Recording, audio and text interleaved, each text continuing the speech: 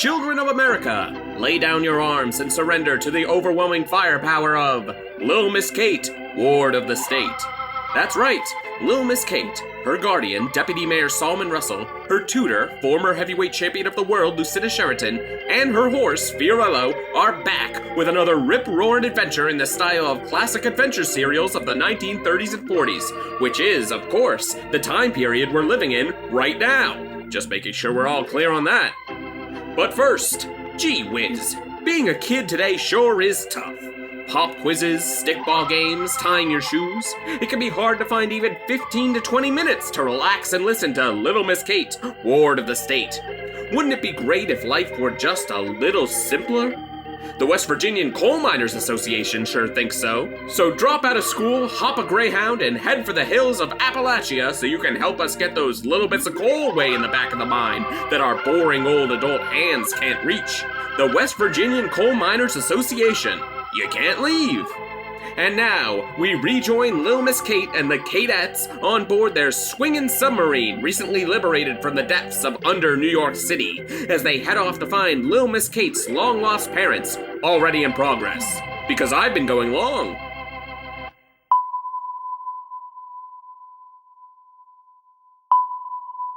I tell ya, the minute I make State Attorney General, I'm going to look into that mysterious Undercity until the public loses interest. Our great citizens do love their bread and circuses, Deputy Mayor of New York City and my personal guardian, Solomon Russell. It sure was lucky we got this old sub up and running. How are you holding up on that hamster wheel connected to the engine, Fiorello? Great joke, Fiorello. It would be funny if you took a break. Keep at it. Ah, look at that view through this periscope.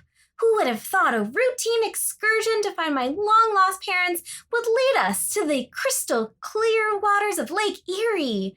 Why, we're as close to Ohio as we are to Canada. Don't forget Michigan, Catherine. We're just a shot-put hurl away from my old stomping grounds in the Middle West. I can only imagine the horrors you, my personal tutor and former heavyweight champion of the world, Lucinda Sheridan, must have seen out there.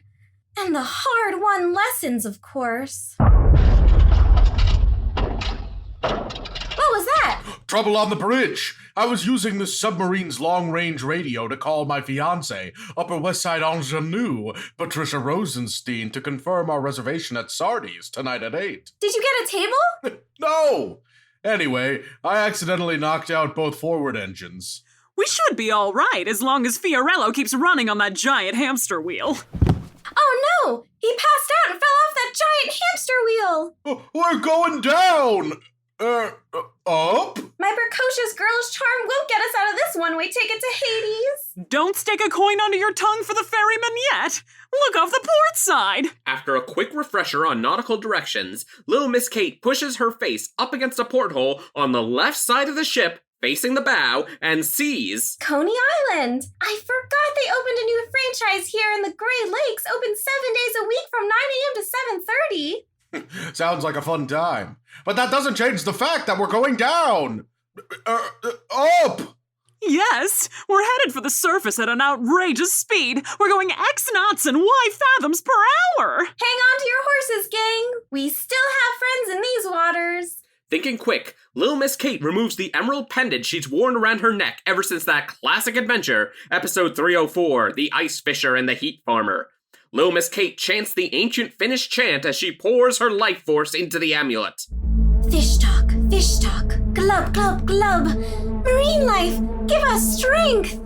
Why, the whole bridge of the sub has lit up like the Northern Lights. Look! Sea turtles! Delicious sea turtles! And they're carrying us to land! I think I'm gonna be sick with excitement.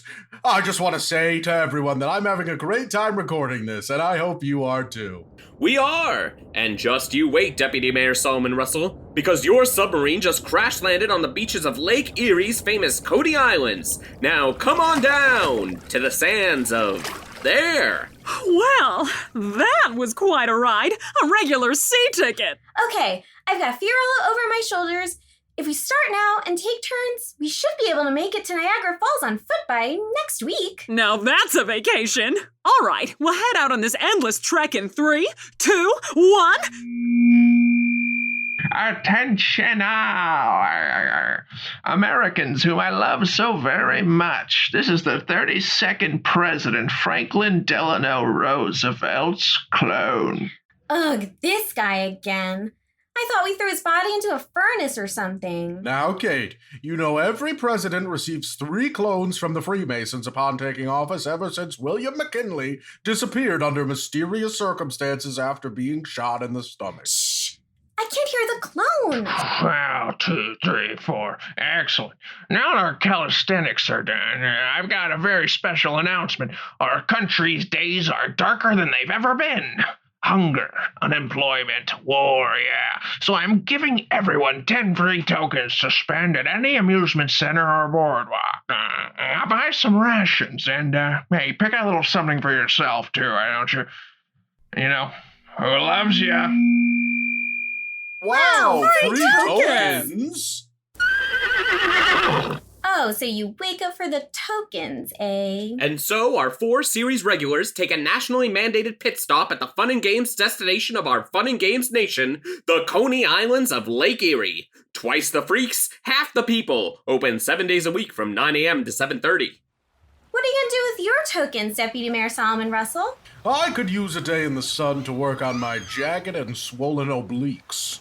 Huh. Lucinda, what are you gonna do with your token? My truth-telling blackjack is wiggling. Those upstanding citizens playing that shell game over there could use my help. Totally.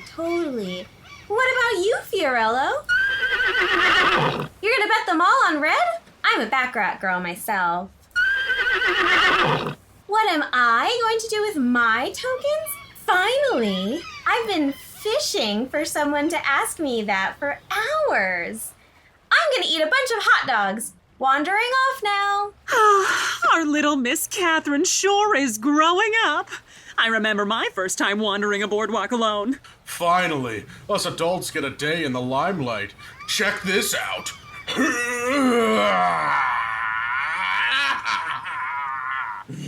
Wow! You covered your entire nose in zinc! And then some. Well, see you all when the grains in my hourglass hit the bottom! Sure thing. See you at 7. Remember to be on time because they close at 7:30. As Solomon Russell duck walks towards the beach, Lucinda Sherton turns her eyes.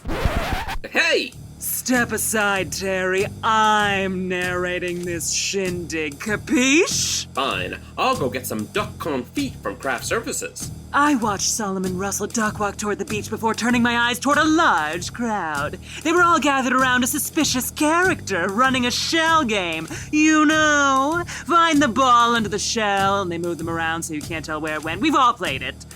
You think folks would wise up to the play, but maybe they always knew and just enjoyed the ride. It's a messed up world. Aren't we all blinded by the shell, being tossed and turned, waiting to be found in this crazy game of life? Watch the pee, keep your eyes on the pee. I'm gonna make it show up under another shell and rip you off. Oh, well I bet $50 you won't. Okay, let's see. Ah, shucks, it showed up under another shell. You did rip me off. Fair and square, that'll be 50 clams. Here's 75. Good game. This one goes all the way to the top. My leather blackjack doesn't lie. I've seen his type before. Little does he know I've got an ace up my sleeve he'll never see coming.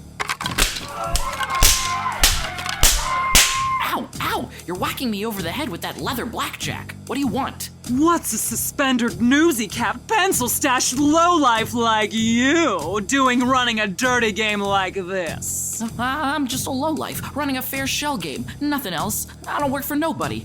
Okay, I work for somebody, but I won't tell you. Okay, I'll tell you. I've never seen their face. I just leave the money outside the Mermaid Parade Float warehouse. I swear! The old mermaid place. I should have known. This case is unraveling faster than my last relationship. Her name was Helen Mildred.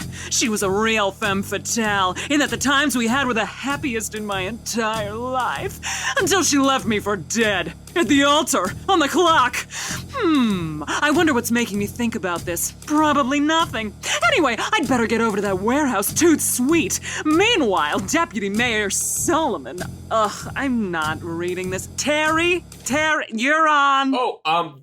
Meanwhile, Deputy Mayor Solomon Russell emerges from a candy-striped changing tent in his candy-striped swimming unitard. Nothing like a day by the waterside to forget your troubles, which are often the troubles of your young ward. I'll just lay my candy-striped towel on this candy-striped patch of sand, and now to stretch out, lie down, and open my mouth for one of my patented yawns.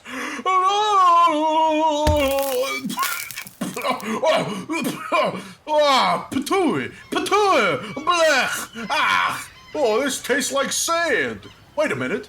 This is sand! Listen up, brother. You think you're man enough to take my spot on the beach? Huh? Do ya? Sure, why not? Wow, those are some extremely defined muscles. Listen, you little hermit crab. I'm Chuck Globe. I'm the muscle model king of the beach. And as ruler of this domain, I've just got one rule. No pipsqueaks. No kidding! I'm an elected official myself. Now, where's this pipsqueak you're talking about? I'll make sure he receives a strongly worded letter. Are you trying to pull a fast one on Chuck Globe, pipsqueak? Why don't you get off my beach before I really have to use these muscles? But this beach is where the ice cream truck is parked. Pow! Whoa! Using his incredible metal carpal muscles, Chuck Globe punches our lovable government weenie clear across the boardwalk. All the young people point and laugh like the rabid hyenas they are. After reaching escape velocity, Deputy Mayor Solomon Russell crash lands in a dumpster behind the Ferris cube.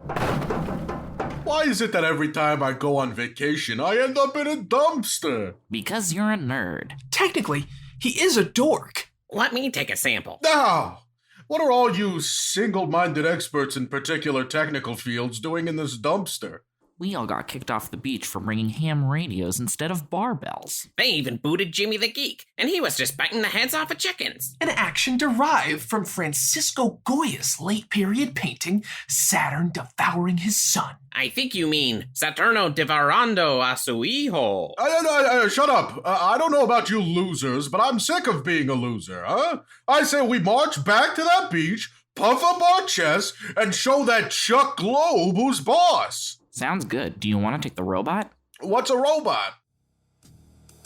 After thinking for a few minutes about what Deputy Mayor Solomon Russell was up to, I crushed a waffle cone under my boot and stepped across the warped wood of the boardwalk towards the Mermaid Palace.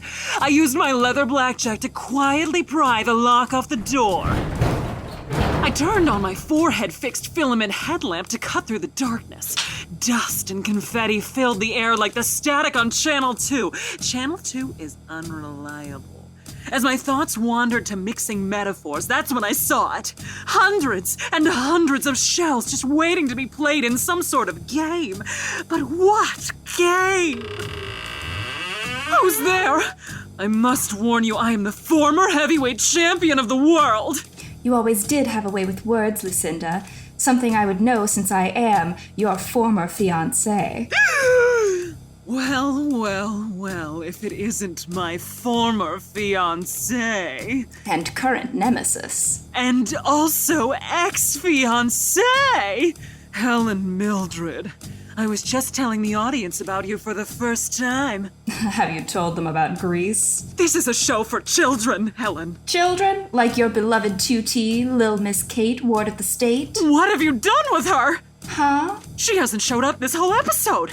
I assumed you took her or something. As if. Anyway, you left me high and dry on the Abington, Illinois job. And for what? A gig with the most adorable little girl in the world? Well, Helen, if you must know, the FBI embedded me into Lil Miss Kate's life around episode 80 to train her into the ultimate killing machine. It's the only way they'll clear my record. A crime? This whole system's a crime. Look at you, a personal tutor? I haven't laughed that hard since Peoria, Illinois. I listen to this show. We both know that Lil Ward is a killing machine. You're no tutor. your Chicago reconnaissance. Laugh all you want, but I've got bigger fish to fry. Or should I say, your clams! And their shells! And by that I mean... your mom! Wait, let me say it. And by that I mean your money. Oh, okay. You're talking about my plan. Sure. I'm selling seashells, and by selling I mean stealing. She steals seashells, but from where? From the beach parking lot. By the seashore! Of course. You've been swindling innocent tourists out of their hard-earned piggy bank money to make a buck on your shell games. That's right. So now what? I don't really know. Okay. Well, I gotta go. Of course. Great to see you. We should catch up more. Sure. Love you. Love you too. Kisses. Mwah. My first and only love. And current nemesis and ex-fiancé and current love. How could she have fallen so far? In love with me? I know one day the two of us will have to face off in a final confrontation. Probably in the rain. She knows the secret of why I'm really Lil Miss Kate's personal tutor. My traveling companions can never know. Never, never, never, never. Meanwhile, back where the mighty sand holds back the unstoppable force of water, Chuck Globe continues his reign of terror. Little does he know, however, that Deputy Mayor Solomon Russell has an ace up his sleeve. The ace of spades. And that's why Chaucer's contributions to the European canon are overrated. Wow, Chuck Globe, you're so big and strong. And that PhD ain't so bad either. That's right. My physique has given me power greater than any man, and it makes me a more moral person, unlike people who may have different body types. A body type like this? Hey, you're that pipsqueak I sent crying back to mommy not 3 hours ago. Back for more, huh? That's right. Only now I've got my... what's this thing again? We call it the muscle. Mechanized underdog saves citizens lunch every day. It's a robot. My robot! Now, who has power greater than any man? I've gone mad! Oh yeah? We'll see who's gone mad. I challenge you to a flexing contest. You're on. Boys, get the oil can ready. It's time we show this himbo how we do it in the financial district. After kicking the Coney Island's high school girls beach volleyball team off the court, Deputy Mayor Solomon Russell and Sandy Strongman Chuck Globe take their places on either side of the net, ready for a flexing contest not seen since Nebuchadnezzar's conquest of Jerusalem. Yeah. Haha! Even in your mechanical suit, you'll never be able to outflex me. Just give up now before you embarrass yourself. Oh, he's right. I'll never be a real man. I should just lay down and die right now. But then, Kate will be all alone. No one in the world to take care of her. And she'll make fun of me to all her friends. Oh, I can't give up. Not while there's one iota of strength left in these milquetoast bones. I can do this. Yeah.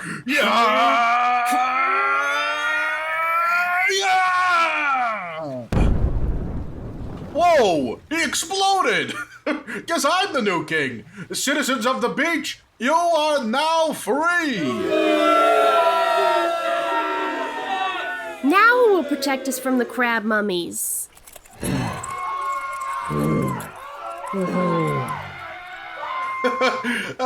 Guess you should have tricepped harder. Thanks, Mr. Russell. But what about us? What about you? Another relaxing vacation in the books. Lil Miss Kate, Deputy Mayor Solomon Russell, Lucinda Sheraton, and Furey enjoy the sunset from one of the world-famous Ferris Cube's horrifying swinging cars.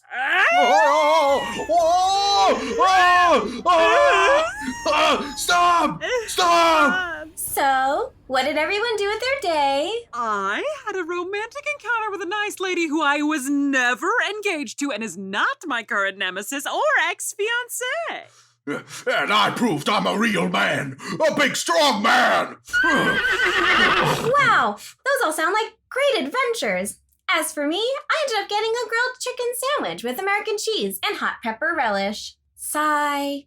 I'm really gonna miss these carefree days when I'm back safe and sound with my parents. We reach Niagara Falls tomorrow, after all. If I learned one thing today, it's that you should cherish the time you have with your loved ones because they could turn into maniacal supervillains. I mean, I didn't learn anything. And no matter what happens, you'll always be our little Miss Kate. And I'll always be deputy mayor. We just bought the next election. Hi, Lucinda.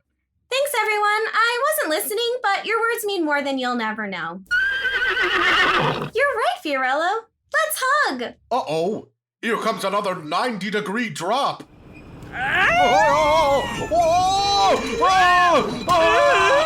Stop! Please! Ah, a sweet, heartwarming ending. For once, I've got tears in my eyes, making it extremely difficult to read my script. But I will persevere, just like Lil Miss Kate in our next episode when she finally meets her parents. Can you contain your excitement? Just this once, please? Tune in tomorrow for our thrilling conclusion. Coming up next, more laughs and short stories from FDR's clone. But first, farm information. Palm trees? In Oklahoma? Something's not right.